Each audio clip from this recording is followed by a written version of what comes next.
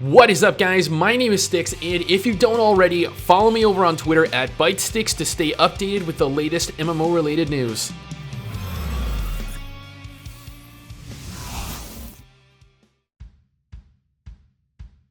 Oh man, where do I even begin with this?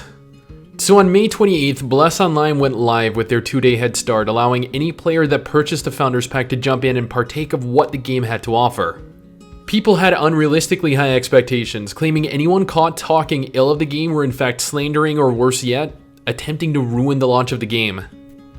Now, the thing with expectations is, what you actually experience rarely lives up to the hype of what you believed you'd get, as was the case with Bless Online. I've poured a decent amount of hours into the game over the last 3 days, both on-screen and off-screen, and I'd like to take several minutes or so of your time to go over my thoughts on the game. I'm sure this is going to upset a lot of people that believe the game is garbage and should burn in a fire, and likewise, I'm sure that this is going to upset white knights of the game equally as much. Why? Because unlike some YouTubers and streamers, I'm not overly critical of the game. I do not believe it is the worst MMO in existence, nor do I believe it is the savior of the genre.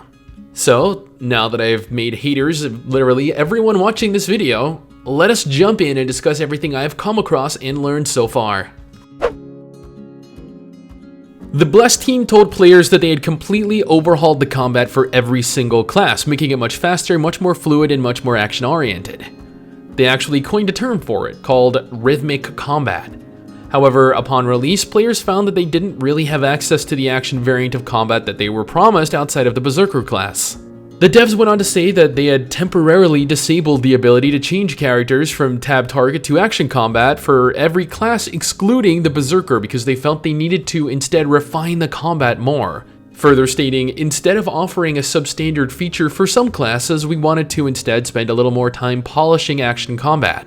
What upset people about this was the fact that they had not announced the lack of action combat for most classes until the launch of the game. This head start began at 10 AM PDT, whereas the update that listed the lack of action combat was announced at 10:14 AM PDT, nearly 15 minutes after players had been given access to the game. I believe it's highly unprofessional to not disclose something so vital, something so critical to players before the launch of the game in any capacity, whether that be the head start or early access. So most classes and quite a few players were left with a slower, clunkier tab target variant of combat that they didn't want. Okay, I get it. People are nitpicking at everything they can to jump on the hate bandwagon. Graphics were another pivotal complaint made by players, a lot of people claiming Bless Online looks like a mobile game. Come on guys, that's just silly. Most mobile MMORPGs look nothing like Bless, and even the best looking mobile MMORPG, Lineage 2 Revolution, looks nothing like Bless does. The character creator is beautiful. It offers very attractive looking characters, sure not up to Black Desert standards, but no other MMO does. I understand that you all expected something as good if not better than BDO, but let's be real here. The game dates back all the way to 2012, that's 6 years ago. Couple that with the fact that it runs on Unreal Engine 3 and you have your reasoning. Speaking subjectively here, to me, the game looks very good. It's a very beautiful, fantasy-inspired, traditional-looking MMORPG, something that we haven't had released in quite a few years. So I have a GTX 1080, and my computer, which costed me around $5,000 total to build, ran Bless at around 45 FPS at max. It occasionally dropped down to about 10 to 15 FPS in random spots, and sat at a stable 30 FPS throughout most of the game. This did not feel very smooth and made my experiences through the game much more of a chore than I would have liked. See, when you can run multiple instances of BDO or Blade and Soul without any hit to performance, but you can't run a single instance of Bless Online without FPS issues, there is something wrong, clearly, with the optimization. The Bless team said that they removed NPCs and monsters around the world in an attempt to increase performance, but in essence all that did was make the world feel more dead than it is. Players with average, even good PCs were running the game at 10 to 15 FPS, experiencing frequent crashes to completely freezing their game up. The optimization for Bless is it is abhorrent. Here's where things get more interesting. People within 48 hours had already begun to hit max level, therefore being able to experience endgame, or what little there was at endgame. The Bless team told us that the game was ready for early access and went on to elaborate on all of the amazing features we'd get to experience. So with that in mind, let's take a quick look at the features that are in fact not in-game currently. There are no arenas or battlegrounds. There is no PvP ranking system, nor are there any ranking rewards. The honor point acquisition is broken. Basil Canyon, the map that PvP content is supposed to primarily take place in, is empty. They did comment on this, stating that it is because the map is not currently ready, yet it's available nonetheless. S levels required for leveling beyond 45 and learning your other 2 stances along with trait points are currently not implemented. You therefore cannot learn your other 2 stances and cannot make any additional progress beyond level 45. The skill gem acquisition is broken. There is a lack of hard mode for Migrataris. Both endgame dungeons offer the exact same gear score on gear dropped. Players are experiencing instances where they are not obtaining any gear from bosses after defeating them. There are no royal quests, no honor quests, no daily dungeons. And I'm sure there's more that we're missing. These are just things that people have taken note of in the last 48 hours. Promising content and then failing to deliver on that promise is an abuse of trust. It is false advertising of the worst kind. However, NeoWiz did take note of player concern and did mention that they are aware that endgame content is missing and that it will be made available in 1 to 2 weeks' time, with more to come soon after. We know that the devs do care, at least to a degree, so I do in part believe that at least partial pieces of content will make their way into the game in around 1 to 2 weeks, but at the same time, we also know that there are compulsive and deceptive liars. So, it could also be an attempt to appease the player base until a later date, when they're actually capable of finally implementing it. I know this is a very prevalent concern for players, as it was for my viewers and I as well. See, we'd all agreed to roll onto Tanara once the game launched, however, being in a different time zone made for the creation of our characters at separate times. By the time my wife and I were able to actually create characters, half of the people that were going to play with us were on Tanara, and the other half were on Lilianthus because Tanara was locked to new players. So, we figured, alright, we'll just roll on to Lilianthus then. Sorry everyone that rolled on Tanara, only to find Lilianthus was locked to new players and that a few of the remaining viewers had opted to instead roll on to Murabi. Fine, we'll just go on to Murabi then, and so we can at least get in-game. We announced that we would be, and before people could actually abandon their current servers to join us, Murabi was no longer accepting new players. The Blessed team just kept adding new server after new server without thinking of ways to actually circumvent the issues they were experiencing, like, I don't know, increasing server capacity? This made it very difficult for friends, partners, and even guilds to join the same server and play together, resulting in people just giving up and playing alone. The point of the MMORPG genre is to play together with people, not to separate them. This was handled so poorly and continues to be, with the devs continuing to announce additional servers.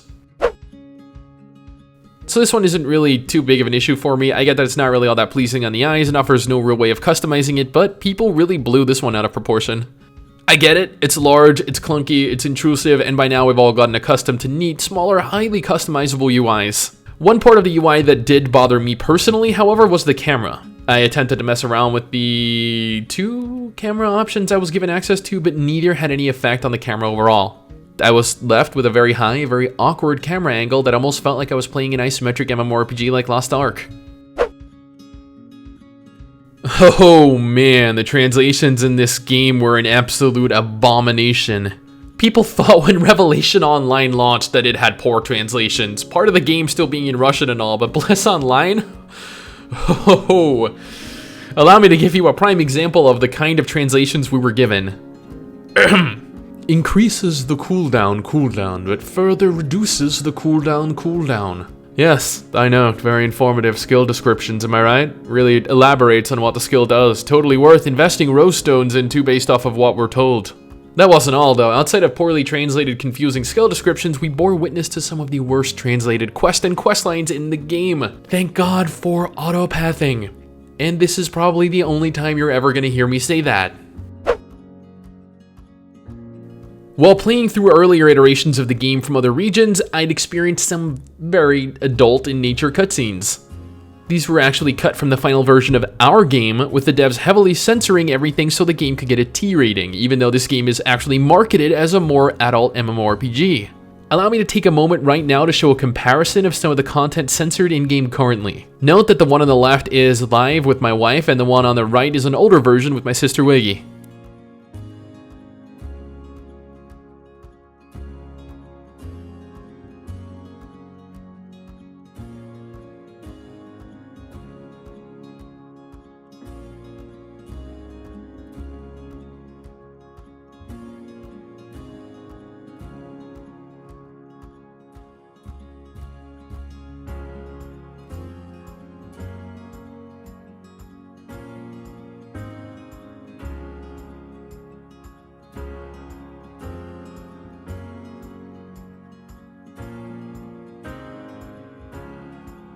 Yeah, and this is just an example. Kinda shitty if you ask me.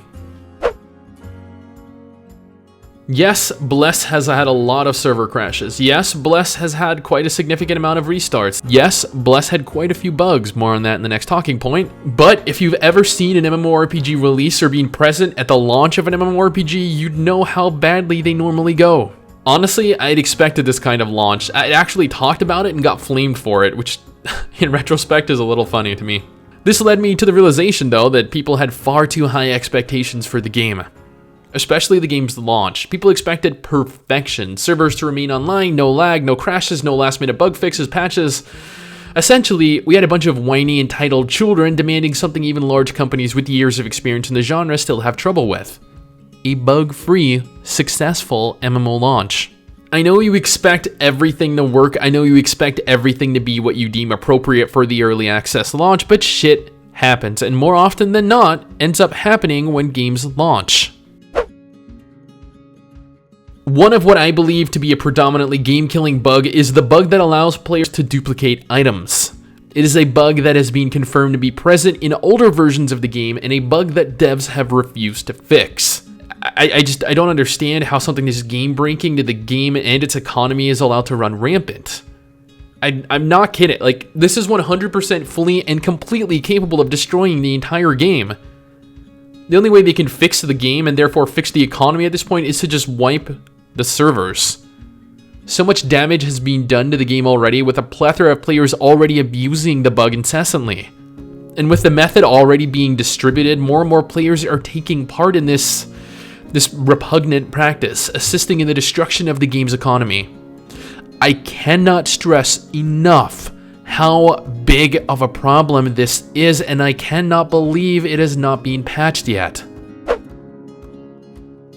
As of right now, I cannot recommend players play Bless Online in its current form. I cannot endorse the game when issues like player duplication are running rampant. I cannot give the game my support when I see that they aren't really being truthful with their player base, instead opting to hide content missing instead of addressing it prior to the launch. I cannot understand why they need to censor the game even. It frustrates players, it removes crucial cutscenes that help understand the story and what's going on, who's who. The game's translation makes it so difficult to understand. Being locked out of playing with your friends or family forces you to play by yourself. However, at the same time, the game looks fantastic. It's definitely not a 2018 tier MMORPG, but even so, it's beautiful to look at. It has a huge world that you can explore either by foot, ground mount, or by air. The character creation is fantastic. It gives you a lot of customization. It has a much more in-depth story than games like BDO or Terra, has a fascinating Pokemon-esque monster capturing system, and a PvP system with a lot of potential. How they're handling the game, though, I can't see the game doing too well in the future. Pay to win were many players' concerns. However, at this point in time, I see that as being one of the least of our concerns. I wanted Bless to do well. I was thoroughly looking forward to it after Revelation Online flopped and turned out garbage, but I feel like this is now just a lost cause as well. It still holds potential if the devs can recover from all of this somehow, but until then, I would not recommend playing. It isn't worth the money invested, in my opinion. I am sorry to all of you that were interested in the game as I was. However, don't fret. If you're on the lookout for an MMORPG to play in the meantime, I do plan on doing a video of current, active, well-maintained MMORPGs to play in place of Bless. So, subscribe to stay updated and informed on future Bless news and other games to play until the next big thing comes along.